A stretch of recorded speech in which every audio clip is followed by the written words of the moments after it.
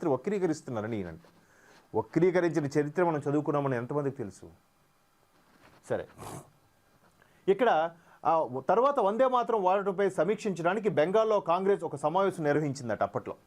ఆ మీదట రాజీ పడింది, గేయాన్ని మొక్కలు చేసింది, బొజ్జగింపు రాజకీయాల ప్రయత్నం ఇది. అదే కారణంతో దేశ విభజన డిమాండ్కు ఆ పార్టీ తలొగ్గింది.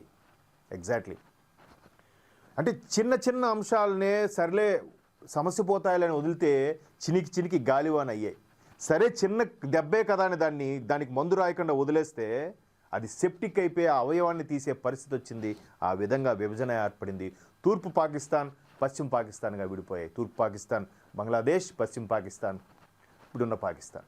అంటే ఎన్ని చూడండి అసలు. ఒక ఆ తూర్పు పాకిస్తాన్కి సంబంధించి విభజన జరిగినప్పుడు గాంధీ ఢిల్లీ నుంచి ఆ మహానుభావుడు నిజంగా వెస్ట్ బెంగాల్కి వెళ్ళి బుజ్జగించే ప్రయత్నం చేశారంట.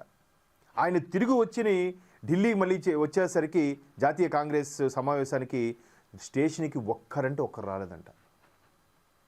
మేధావులు, మహానుభావులు, మాజీ ప్రధానులుగా చెప్పుకునే చాలామంది రాలేదు. 70 మంది వరకు నాయకులు రాలేదు. The one and only Sardar Vallabhbhai Patel ఒక్కరే వెళ్ళి గాంధీని రిసీవ్ చేసుకొని మహాత్మా ఇది పరిస్థితి ఇలా ఉంది ఇలాగని వివరించారట. అంటే అది ముక్కలైపోవడం హ్యాపీలకి ఎవరిదా తీసేసుకున్నా, మీది కావాలా ఇప్పుడు తీసుకో మీది కావాలా తీసుకో. విభజించు పాలించు ఆడవాడు లార్డ్ డల్హౌసీ ఎవడో చేశాడంట, బ్రిటిష్ వాడు. ఆడది ఇదే పాలసీ, ఇదే సిద్ధాంతం. సో ఇక్కడ అయితే ఒత్తిళ్ల వల్లే ముస్లిం లీగ్కు కాంగ్రెస్ మోకరిల్లిందని చరిత్ర చెబుతోంది. కాంగ్రెస్ ఇప్పటికీ బుజ్జగింపు రాజకీయాలను అనుసరిస్తోంది. ఇది ప్రధాని మోదీ గారు ప్రధానంగా చేసిన ఆక్షేపణ. ముస్లిం లీగులకు మోకరిల్లిన కాంగ్రెస్ పార్టీ వాస్తవమే. ఎందుకంటే మన దగ్గర ముస్లిం పేరుతో ఉన్న పార్టీలే, అంటే పార్టీ పేరు మీద ఆ పేరుండి పార్టీ పెట్టుకోవచ్చు. But Bharatiya Janata party Hindutva party అంట. దాంట్లో హిందూ అని ఎక్కడ లేదుగా. దాన్ని ముద్రేసి ఆపాదించేశారు. మరి పార్టీ పేరులోనే మతం పేరు పెట్టుకుంటే అది మతపరమైన పార్టీయా కాదా? మరి అది కనిపిస్తుందా, కనిపించట్లేదా? ఇక్కడ ఒకసారి చూస్తే అన్యాయం జరగడం ఆశ్చర్యకరం.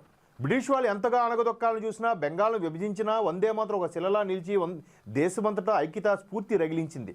అది ఎంతో ప్రాచుర్యం పొంది జాతీయ గీతంలో అవతరించిందని సాక్షాత్తు మహాత్మా గాంధీయే పేర్కొన్నారు మరి కదా. అయితే ఆయన ఆ గేయానికి ఎందుకు అన్యాయం జరిగిందో ఆశ్చర్యం కలిగిస్తోంది. అయినా ఆ గేయానికి మహాత్మా గాంధీ లాంటి వాళ్ళు కూడా ఇది దేశ భక్తిని, దేశం యొక్క ఉద్యమాన్ని ముందుకు తీసుకెళ్లే, బ్రిటిష్ వాళ్ళకి యాంటీగా ముందుకు తీసుకెళ్లేలాగా స్ఫూర్తిని రగిలించేలాగుండే ఈ వందే మాతర గీతం అయినప్పటికీ ఎందుకు దీనికి ఎంత ఒత్తిళ్ళు వచ్చాయి?